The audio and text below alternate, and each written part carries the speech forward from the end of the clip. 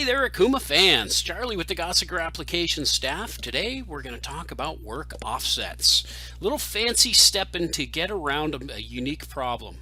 Is it a unique problem? It might be a not so unique problem. So a customer of mine, really good friend from Northern California, reached out and said, hey, you know what? Here's my situation. I have a horizontal with 6 pallets. We're going to be running the same part, an op 10 and an op 20, on all 6 of those pallets. Now we're going to cut all of our fixtures with exactly the same program. So pallet to pallet, there should be a minimum of variation in the way the part is being held. But we'd still like to have some adjustability when moving from pallet to pallet. Okay, that's good. But we don't want to have 6 different programs. I'll call up an offset for pallet number 1 and a different offset for pallet number 2 and a different offset from pallet number 3. How do we do that without writing individual programs? So I came up with 3 possible solutions and figured I'd share it with everybody. The first is, of course, the easiest, which is, well, why don't you have a probing routine in the beginning of your program? That way, okay, regardless of what pallet comes into the machine, the first thing that happens is the spindle probe is picked up, and you come over and beep, beep, beep, beep, beep. You touch off your part, you reset the work offset. We're just going to say G15H1 for B0 and G15H2 for B180. So the probe comes in, beep, beep, beep, beep, beep, hits the B0 side, sets H1, flips to B180, does the same thing for the other. Problem solved. This way, every time the part comes in, your 2 primary work offsets are reset. Okay, that's a very, very simple solution, but it's adding cycle time. And if your fixtures are dynamite, well, what do we really need this probing routine for? We're just milking cycle time. So let's come up with another solution. So that's option number 1. Option number 2 is the Okuma preferred method. If you look in your manual for the PPC 6, you're going to see a situation sort of like this described out. This one over here on the side of my screen that says, okay, first thing we're going to do is call up our tool. Then we're going to use the system variable VPLNO.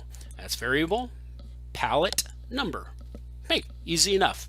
It will sample which VPLNO is currently active.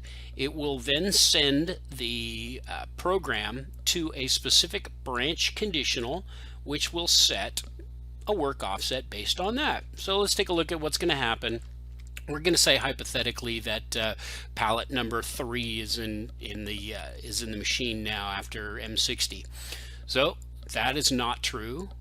This is not true. It comes down to if VPLNO equals 3, yes it does, then go to N3, skips down to N3 where it then sets G15H3. So this way I've got all the different offsets right in my my standard work table. Boom, boom, boom. That guy right there, I'll have 1, 2, 3, 4, 5, and 6, all for the zeros, and then I will select the same sort of theory for the B180s. Or if I'm using a sophisticated CAM system, I might just use the center of rotation and call X0, Y0. That way I'm only using one offset, one at B0, one at B180. However, that in my program is a little cumbersome. I don't want to have to repeat this whole, I mean, look at the, what is I got 30 lines or so. I've got a lot of code there that I will have to put in every time I want to call up a work offset.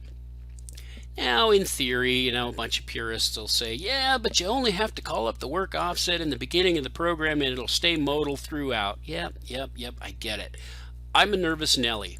I like to repeat the work offset as often as possible, at every tool change, basically. I don't know if somebody's going to restart, somebody's going to do something mucky-muck. It just, I'm a fraidy cat. So I want to repeat that every chance I get, which means every time I do a tool change, I have to repeat this process. That 30 lines will show up all throughout my program. Again, big deal. I got 70 odd gigabytes of storage space. Who cares how long my program is? I care, because I got to write the darn thing. So I came up with a couple of alternative solutions. Let's go ahead and get out of that main program and look at the possibility of putting that logic that, hey, sample the system variable and set an offset corresponding to it. Why not put that into a subroutine? That's actually a pretty good idea. So let's take a look at what I did here with work1 SSB.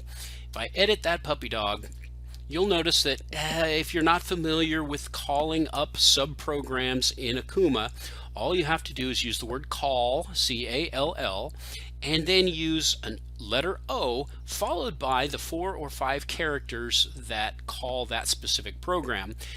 Those characters must be defined in the very first line of your sub.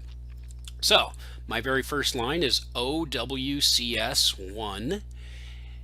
I call that, work coordinate subroutine number 1. So in my main program, the activation line would be call OWCS1. All right, we get it, Charlie. Move on. So my very first line of my sub is if VPLNO does not equal 0, go to end run. Let's explain that. There are two, how many fingers you got there, Charlie? There are 2 system variables for pallet numbers. If you just have a standalone, your VPLNO will either be 1 or 2. If you have a PPC like this particular customer, it will use VPLNO if your PPC is turned on. If it is not, then it uses the system variable VPLTK. Let's go ahead and open another file, go back to my part program, and you'll see VPLTK. If you're not in PPC mode, that's the system variable it's going to use. So get rid of that. This is saying that if VPLNO is not equal to 0, go to end run, which means, dude, you're not in PPC mode. I then give it a user alarm code message saying you're not in PPC mode and stop the machine. However, that's just a little safety move. I added that as a bonus. Let's just say that this condition has been satisfied. The pallet number is, or the PPC mode is active. So we skip to end run. It then goes through the system of saying if the pallet does not equal 1, skip over to end 2. Let's say hypothetically it really is pallet 1 in the machine. So this is a non-true statement, and it's just going to default to the next line, which is VC1 is equal to 1. Common variable, we're going to set the value of common variable number 1 to 1. That's going to be offset number 1. And common variable 2 will set to 21. So that is going to be my work offset numbers, 1 and 21, if pallet number 1 is in the machine center. And it just goes on and continues to sample. If it's 2, we're going to use the common variable 2 and 22. Okay, so now we have, basically we've gone through and we've set VC1 and VC2 to be the numbers that are going to correspond with their offsets for the pallet. So now what does our part program look like? Let's go ahead and dump out of this, run over to our sample, and your part program is only going to differ from normal when you call up the individual work offset. Instead of saying G15H1, we're going to reference the variables that we set in that program. So let's change this up a little bit. We're going to make sure that in the beginning of our program we put our call OWCS1. Then we go into our part program, we do our tool change, we call up our work offset by saying G15H is equal to VC1. And as you saw in our work coordinate system 1, that the offset number is going to correspond to the pallet number. So let's say we're using pallet number 5.